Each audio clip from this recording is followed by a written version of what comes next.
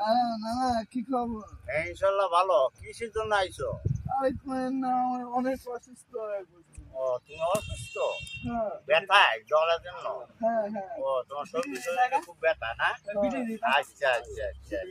আরে একজনকার জন্য আমি একটা গাছ নিয়ে আইছিলাম, তো এখন সে তো এখন আসতে দেরি করলো।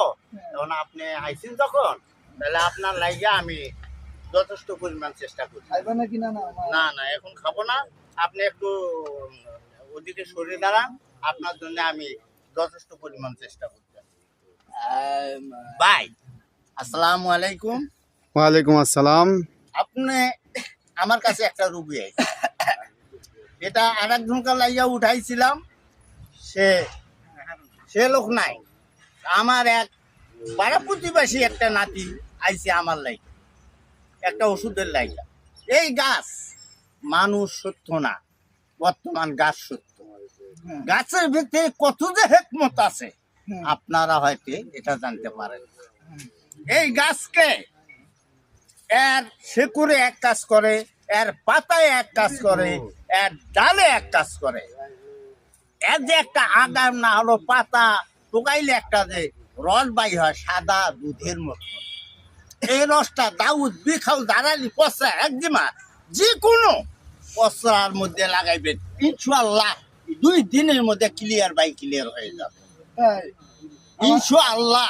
আমি বলতেছি তবে যদি মানুষের ভেতরে যদি কোনো ব্যথা থাকে, মাজায় হয়তো হাতে অনেক রকমের ব্যথা পাওয়া যায়, এর শেকড়টা উঠিয়া আপনারা ওই শেকড়ের ছালটা আছে, ওই ছালটা এর আলো একটু পিসা, তাতে 2টা গুলমরিচ দিবা, গুলমরিচ দিয়ে সামান্য একটু লবণ দিয়া গরম কইরা 1 চামচ খাইবা।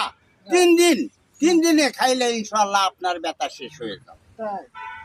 এত শক্তি আপনারা হয়তো জানেন না। আচ্ছা আলহামদুলিল্লাহ।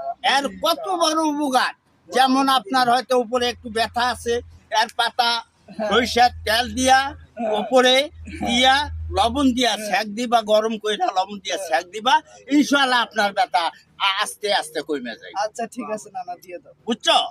তাই তোমারে আমি বলতাছি, বুঝছো, তুমি এই পাতাকে নিয়ে যায় তোমার মাথায় ব্যথা, তুমি লবণ ভাইজা পাতার মধ্যে সরিষার তেল দিয়া লাগাইয়া উপরে সেক দিবা, তুমি ভালো হয়ে যাবে।